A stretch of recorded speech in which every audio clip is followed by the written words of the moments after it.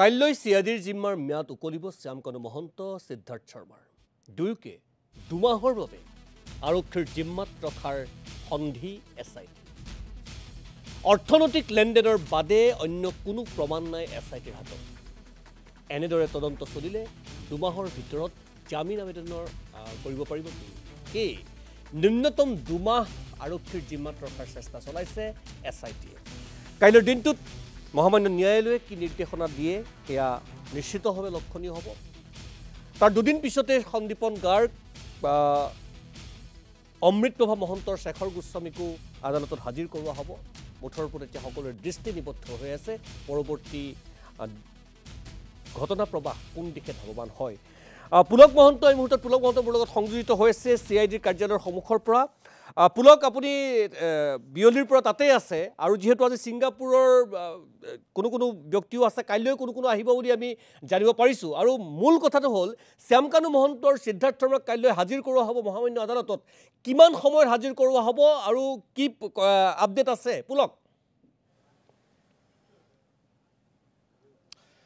চাওক নিশ্চয়কৈ যেহেতুকে 14 দিনৰ জিম্মাত দিছিল আসলতে চিআইডিৰ জিম্মাত 14 দিনৰ বাবে দিছিল আৰু আজি তাৰিখত সেয়া ম্যাদ উকলিছে গতিকে কাইলৈ তাৰিখত তেওঁলোকক আদালতত হাজিৰ কৰোৱা পূৰ্ণ সম্ভাৱনা আছে কিন্তু যিমান দূৰ ভিতৰুৱা খবৰ আহিছে বা আমাৰ হাতলৈ যিমানখিনি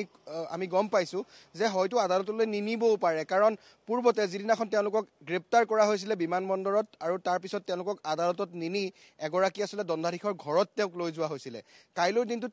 তেওঁলোকক তেনেকৈ কৰিব পাৰি নেকি সেয়া পৰিকল্পনা এই মুহূৰ্তত কৰি থকা হৈছে তাৰ সমান্তৰালকৈ এনেকুৱা ব্যৱস্থা কৰা হৈছে যে তাত নিয়াৰ পৰিৱৰ্তে দণ্ডাধীশগৰাকীক চিআইডি কাৰ্যালয়লৈ আনিব পৰা যায় নেকি তাৰ বাবেও ব্যৱস্থাপনা চিআইডি বা এছআইটি সেই দলটোৱে কৰি আছে কাৰণ আসলে ৰাইজ অসমবাসী বৰ্তমান যিটো তেওঁলোকৰ ক্ষোভ আছে বিশেষকৈ প্ৰিয় শিল্পীগৰাকীক হেৰুৱাই বিশেষকৈ মূল অভিযুক্ত হিচাপে এই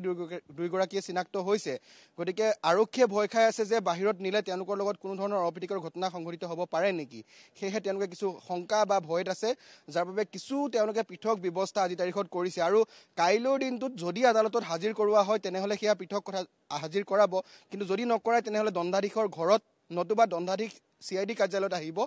পুনৰ যে তেওঁলোকক 14 দিনৰ জিম্মাত ল'ব সেয়া এক প্ৰকাৰ এছআইটিৰ আসলতে ভিতৰুৱা সূত্ৰ যে তেওঁলোকে সেয়া সন্ধি ৰচিছে কাৰণ পুনৰ তেওঁলোকে নিজৰ জিম্মাত ল'ব আৰু যিখিনি বিশেষকৈ ইডি ৰিলেটেড অৰ্থাৎ তেওঁলোকৰ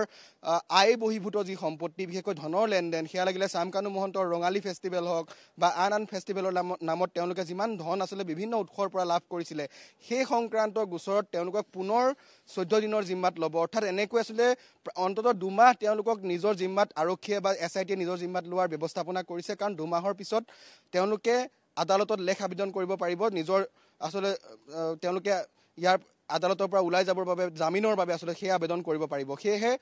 আৰক্ষীয়ে তেনেধৰণৰ এক প্ৰকাৰ ব্যৱস্থা বা অধিসন্ধি ৰচিছে বুলি এই মুহূৰ্তত খবৰ আহিছে কিন্তু কাইলৈ দিনটোত আসলে যদি আদালতলৈ নিয়া হয় তাৰপিছত কি ব্যৱস্থাপনা কৰা হয় তাৰ ওপৰতহে গোটেইখিনি কথা নিৰ্ভৰ কৰিব কিন্তু যিমানখিনি ভিতৰুৱা খবৰ বা ভিতৰুৱা সূত্ৰ তাৰ মতে তেওঁলোকক নিনিবও পাৰে ইয়াত দণ্ডাধীশ আহিব পাৰে বা তেওঁলোকক পুৱাই দণ্ডাধীশৰ ঘৰত লৈ যাবও পাৰে তেনেধৰণৰ ব্যৱস্থাপনাও কৰি থকা হৈছে আৰু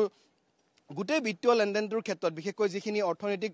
অনিয়ম হৈছে সেই গোটেই দিশটো যিহেতু ইডিয়ে চালিজাৰি চাই আছে গতিকে ইডিয়ে পুনৰ তেওঁলোকক নিজৰ জিম্মাত বিচৰা পুনৰ সম্ভাৱনা আছে কাৰণ এতিয়াও বহুদূৰ আগুৱাব লগা আছে তদন্ত প্ৰক্ৰিয়াটো বাকী যিটো অসমবাসীয়ে বিচাৰি আছে যে জুবিন গাৰ্গৰ লগত 19 তাৰিখৰ দিনা হৈছিলে কি বা জুবিন গাৰ্গৰ কেনেকৈ মৃত্যু হৈছিলে সেই তদন্ত প্ৰক্ৰিয়াটো যিহেতু এতিয়ালৈকে ধূসৰ হৈ আছে কোনো ধৰণৰ উপযুক্ত তথ্য প্ৰমাণ আদালতৰ মজিয়াত তেওঁলোকে দাখিল কৰিব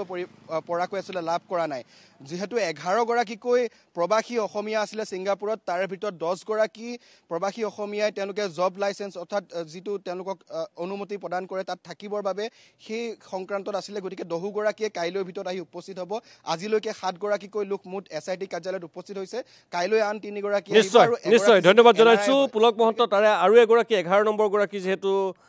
তেখেতে ছিংগাপুৰৰ নাগৰিকত্ব গ্ৰহণ কৰিছে তেখেতৰ দুদিন পলম হ'ব বুলি ইতিমধ্যে আমি জানিব পাৰিছোঁ